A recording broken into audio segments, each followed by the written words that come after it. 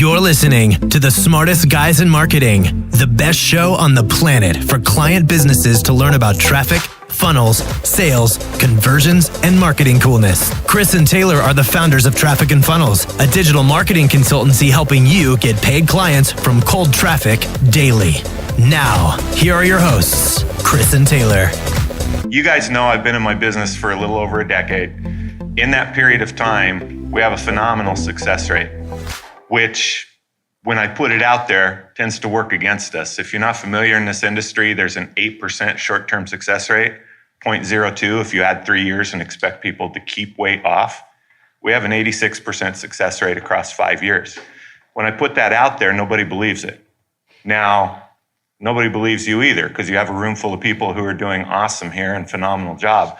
How do you step into that? How do you own that? And how do you make it work for you instead of against you when you're going out in the marketplace? 1% of your market's going to be ready to buy right away. 1%. Then 80%, they're never going to buy from you ever. So you're wasting your time. And then the 20% in the middle, that's who you need to convert. So if somebody doesn't believe your success rate and they're immobilized from learning, and they can only believe what they've experienced and been taught, to us that disqualifies them. Now we're not going to publicly roast them. We'll let them take their time. But I've developed a capitalistic view. Some people deserve to be at the top. Some people deserve to be at the bottom. It's not mean. It's just the way that life is. If everybody's at the top, who's going to make this drink? Not me. And it's not going to make itself. Who's going to drive us from the airport when we get into conferences? The world doesn't work if everyone believes you. It doesn't. This can be in business. This can be in health. It just doesn't work. That doesn't mean you don't do your best to make your marketing work, but I get the sense from your question, you're like, well, what do you do to convert the people who are unconvertible? They just don't believe you. The people who don't believe you are not your responsibility. You can show someone proof all day long, but the cynic will drown right in front of you when you have a life vest thrown at them. That's not your fault. They're just going to drown because they're a cynic. So you got 80% of the market that's just a cynic. And that's why people struggle, and that's why people don't get results, and that's why people are mad, and that's why they're bitter. And if you ever find yourself wanting something for someone else more than they want it for themselves, then you don't have proper footing to be able to lead. So I'm not actually answering your question because I think that... Oh yeah, you are. The root question is way deeper. Mm-hmm. So you help people with health and stuff, right? Yes. That's what you do. Well, someone dies when they turn 45.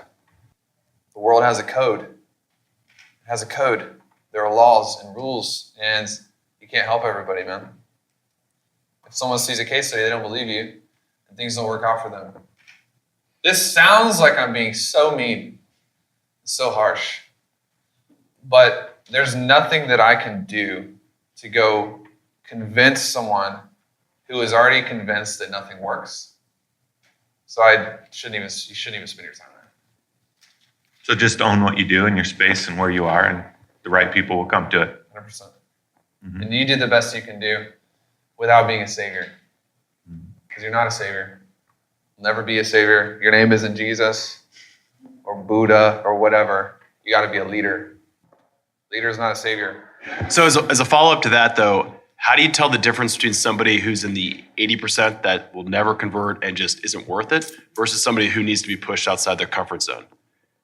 Right? How do you tell the difference between, where does that line get drawn? You don't tell the difference. They tell the difference. So you try to push the 80% outside the comfort zone anyway, just knowing that 80% of them won't.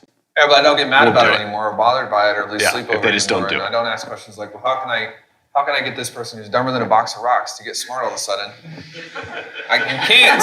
Yeah. So you just focus on the 20%, the people who actually trust you and see that there's a world outside of their own limited experience. My takeaway from that, though, is that you try every time, just knowing 80% won't. I'm not a psychopath. Go, right. Yeah.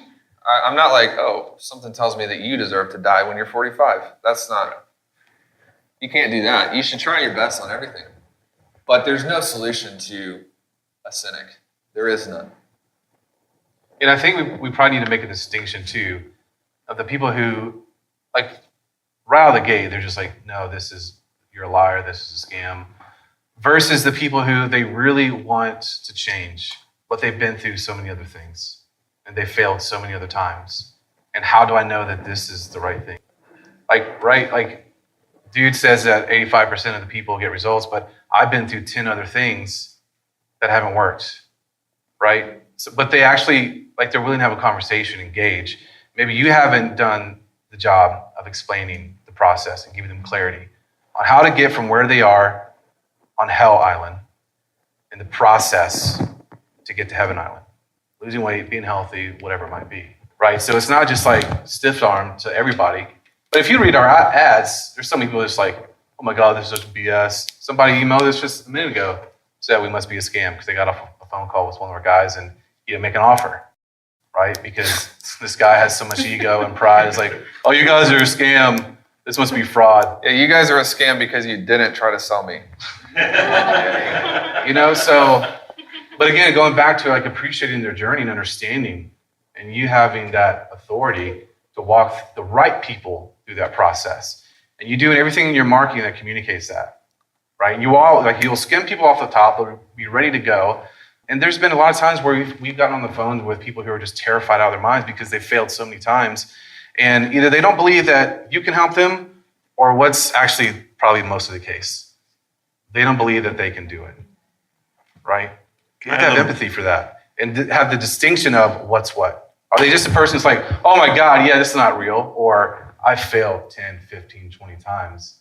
How do I know I can even do this?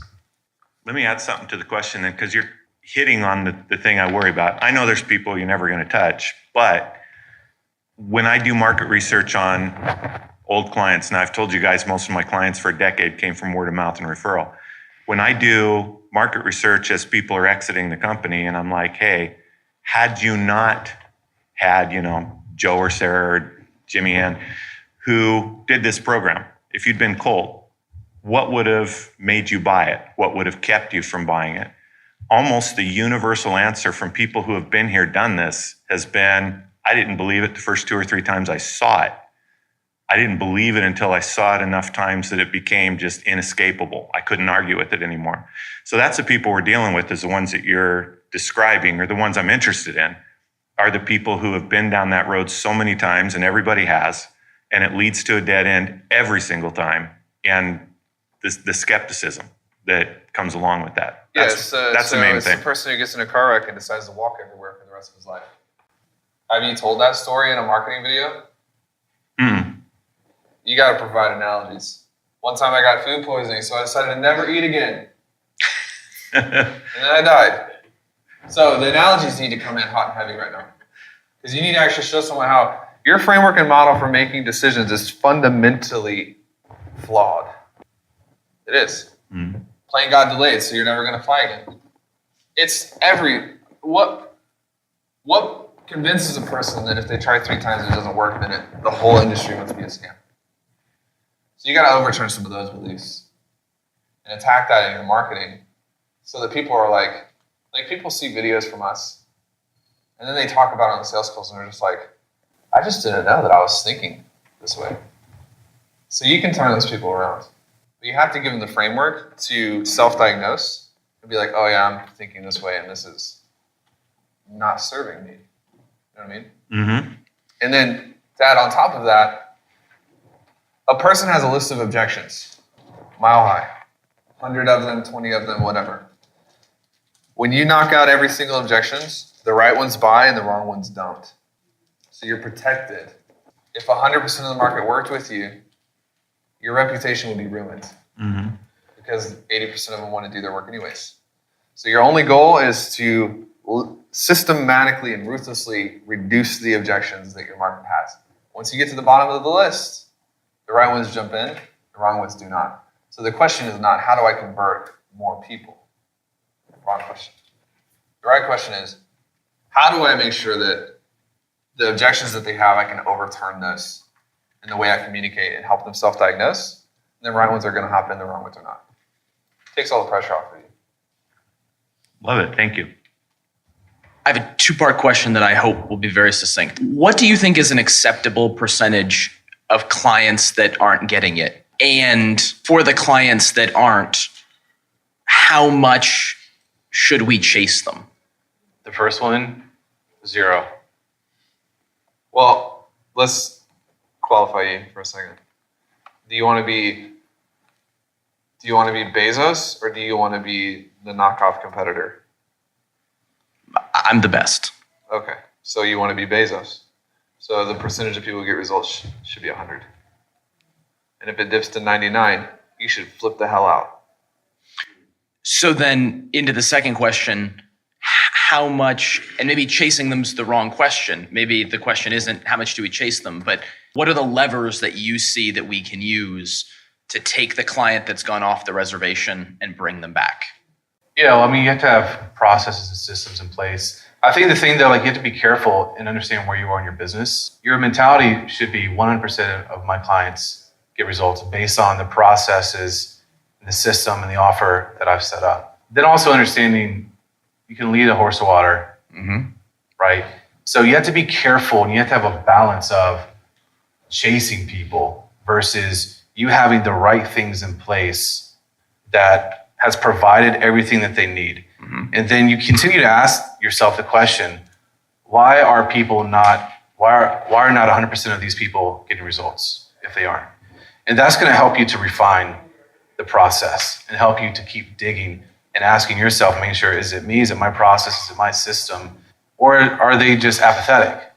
And that's the point where you call them out and say, hey, Bob, this is what you said you wanted, but you're not doing A, B, C, D, right? Put the ball in their court. You know, the philosophy is 100%. Yeah, right. Like philosophy is different because philosophy is what you believe, and the philosophy determines your behavior. If you ever get comfortable with 1 out of 10 not getting results, then you are going backwards. But there are 2 types of people that won't get results. The first are they're the people who don't do the work, and they didn't show up. The second are the type of person that they did the work, but there was a gap in what you did for them. And so the name of the game is qualifying better so that people don't come in and not do the work. I'll give you an example of that in just a second. And then the second part is fixing the systems and learning from the mistakes. And the people who it's on you, you either refund them or you extend their time until you get them results. So we have a client who their business kind of imploded a little bit, partially related to the things that we were doing them in a good way. The systems that we were helping them put in place forced some really tough communication amongst the partners, and 2 of the minor partners just got up and left. They left the business? They left the business, yeah. And so the one person that was left is struggling, and we provided a good amount of extra support for her as she was going through that. And she reached out a week and a half ago, and said that she wanted to kind of pause her journey with the program. She kept asking for more help outside of the scope of the process, and to be honest, outside of sequence of what she really needed to do. And I kind of penned her back in to the process so that she wasn't trying to fill the gaps of the people that had left in areas that really didn't need to be done. Right. And that's when she wanted to kind of press the pause button. So we said, that's fine. We'll give you more time once you come back. Specifically to that case, in the back of my mind, I still have this question of, should I be reaching out more, bringing her back in? No, because it sounds like she doesn't want to do what she needs to do. Okay. It sounds like she's trying to order a bag of dog food on Amazon but not pay for it. And that doesn't make any sense. But if it's on you, then you have to make it better. If it's on them, then you fire them. So we enrolled 2 clients yesterday. I enrolled 2 clients yesterday. Both of them. I said, I'm going to follow you for 30 days. One of them is the lawyer. She's really, really busy. Works 70 hours a week. You guys will see her in the group. Her name is Nicole. I just introed her yesterday. So feel free to message her and encourage her. I said, in 30 days, if you haven't done the work, I'm firing you. Because you work 70 hours a week. I want to see if you have the time to put it in. So I'm qualifying hard on front because I'm not going to let her schedule cost me 100% success rate because of her. So there's part improving your restrictions on the front end, and then part is fixing the gap on the back end. If you do both of those correctly at the same time, then philosophically you can hit 100% and write off one client a year, 2 clients a year as they didn't follow the process. That's my take on it. And so in that instance, you fire them after 30 days, give them a refund, and say goodbye. What's your thought on that? So I think about myself. In that instance, when I came in, like if I thought that like there was like that there was a pocket veto, I don't think that I would have actually kept going when it was hard. Well, I didn't tell the other client that we would refund them. I just said we would fire him. Yeah. So I think you have to judge the person too, or diagnose the person properly. You know. In this specific case, she has plenty of money. She's not motivated by money. Yeah. And we don't need her money either. Right. So I felt like I gave her the frame. She's more afraid of being fired than she is of losing 10 grand. Gotcha. I'll put it that way. Okay. Yeah. Like it would be more uncomfortable for her for me to be, see ya, than to lose out the money. Yeah. But you may have been in a different position. And so Sure. you diagnose the person properly, and that's on your front end systems. You know? Sounds good. Thanks. Does that help you? Yeah. This blew your brain up. It looks like I blew you up. No, I'm digesting. Yeah. Philosophically, we're 100% should be the goal. If it's not the goal, then you're not going to get anywhere close to 100%.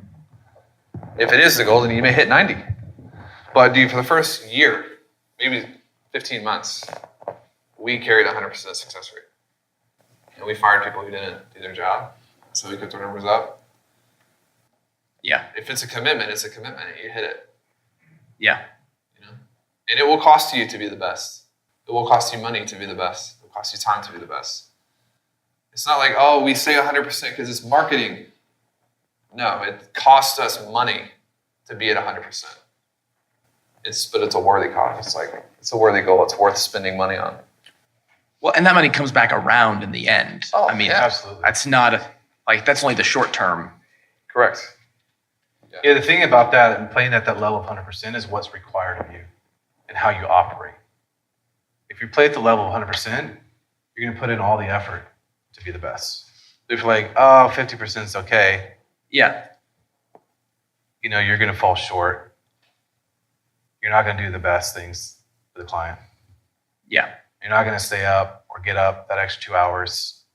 You know what I mean? Oh, yeah. And I'm completely aligned with that. We've had through our previous offer, we had 100%. We had one client that we fired, and he was the only one that didn't get a significant return on investment. It's Yeah. because he wasn't doing the work. Right. And that's because he just stopped showing up. Yeah. Yeah. Another thing about the 100% is making sure your expectations are aligned with the clients. Yep. Because we made the mistake at the beginning. This is actually a great story for right now because like some of you are here and you're really happy and your income is good, but it's not what we would want it to be. And that doesn't mean that we should fire you. I mean, imagine if we fired Blake because she's not doing $1 million a month and that would be our goal. Well, that would be rude to her and it would cost us the opportunity to change someone. So at the beginning, we wanted everyone to make $100K a month. We pushed that on people. And then people were really happy and we why aren't you doing your work? And it created unnecessary friction. So for Kara, your goal may be to I want to make this person look like a Greek goddess, but they may just want to have energy. And if you're oh, I'm not worth 4,000 because look at her, but they're ecstatic that they wake up in the morning with energy. That just means your expectations are not aligned to the clients. And you are at 100%, but you're projecting your stuff on them. So you got to make sure that expectations are qualified up front. There are different, now you see us introing clients at different revenue levels. Some people want 50, some people want 10, some people want 100. And we're making sure that that's recorded so we know whether we're winning or not. Does that make sense? Yeah. That's a great point. Yeah.